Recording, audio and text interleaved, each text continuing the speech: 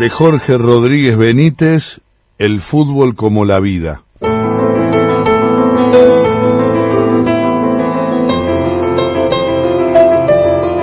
Si uno afina la puntería y agranda la imaginación, uno se da cuenta clarito que el fútbol es como la vida.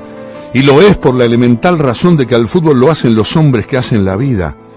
Cuando las conquistas trajeron a los conquistadores, los trajeron con sus costumbres milenarias, con sus nuevas costumbres y con las cosas que hacen a la gente igual y distinta viviendo la rutina. Los ingleses nos trajeron el fútbol porque vinieron a traernos sus artes bancarias, sus hierros traca-traca, sus negocios flechados y su arrogante té de sombrillas chinas. Y en ese ir y venir, vendiéndonos cosas caras y comprándonos barato, los imperios no tuvieron más remedio que hacer la vida como la hacían, y entreverándose. Seguro, cuando ellos llegaron a la colonia, tarde piaste, marqués, dijo el chanta, hacía años que otros entreveradores hacían cola. Eran españoles de segunda, traídos a una promesa de tercera en el sur inexistente. Eran canarios de las islas que no tenían nada que perder. Eran vascos porfiados enganchados con franceses porfiados y eran portugueses de todos los puertos navegando su bizantino navegar.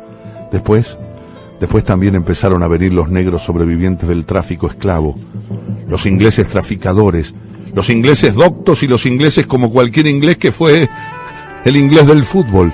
Y en el penúltimo estribo nos llegaron pícolos de su infortunio los tanos, desterrados por la mismísima vida. Así que un poco antes o un poco después a esta papita vinieron, además de los sin nada, todos los papadores que por supuesto no olvidaron traer el cuchillo, el tenedor y la cotidianeidad. No es malo rascarnos la sangre y recordar que el sur se hizo prioritariamente con lo peor de las cárceles europeas, con aventureros inescrupulosos, con dogmáticos de todas las cruces, con ambiciosos de cuarta y con un montón de buena gente desesperada, que solo tenía para perder el hambre que habían traído. De la cotidianeidad inglesa que vino a llevarse nuestra costilla, quedó el fútbol que nosotros pisamos a la manera de nuestra cepa entreverada. De su cuchillo y tenedor quedaron los ferrocarriles en la vía y los frigoríficos en desuso. De su dramática organización nos quedaron algunas de sus escuelas, la cuota necesaria de la economía al sistema del mundo y las deudas a los favores extranjeros que en aquellos tiempos empezaron. Los portugueses se encallaron en la América brasilera antes que nadie.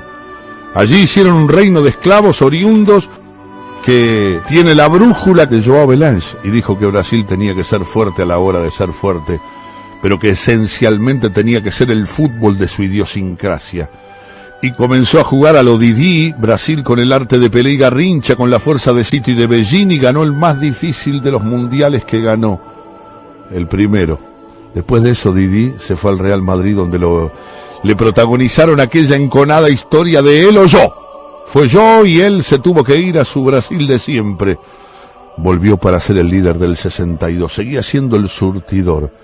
El fútbol no existe sin la magia del 8 y del 10 metiendo el pase por el ojo de una cerradura. Fue el ojo de la cerradura que hizo las llaves de Garrincha, Babá y Amarildo. Tenía muy claro aquello de que la destrucción es más fácil que el genio creativo. Conocía al enemigo, sabía la desigualdad del tallado y del martillo.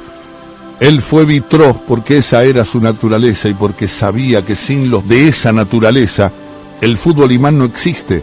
Esa fue su inquebrantable bandera de jugar como vivir. Ella le hizo el éxito y el fracaso, hasta que los años lo llevaron a Perú, y allá empezó otra historia, Didi en Perú. Aquella del jugador y del maestro que terminó noqueando a la Argentina fuera del Mundial de México. Esa hazaña le valió que River lo pusiera al frente de sus pulseadas con el mundo. No ganó ninguna.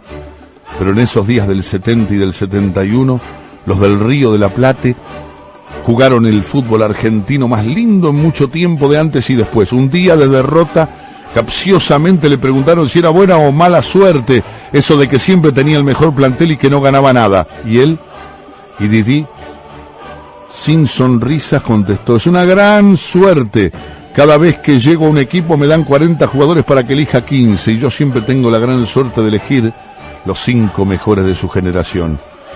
Cuando se fue de River Didi, en River quedaron jugadores de la talla de JJ López, Morete, Merlo, Alonso, Antes en Perú, que aún sigue jugando a lo Didi, había dejado una pléyade única: Perico, León, Cubilla, Challe, Miflín, Chumpitaz, Bailón, Gallardo.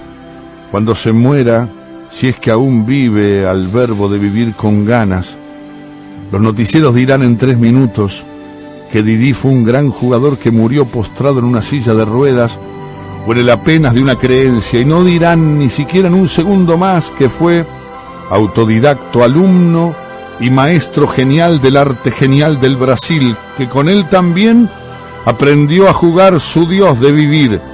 Y tampoco nadie dirá que por eso fue maná del fútbol, pan de la Biblia, maestro.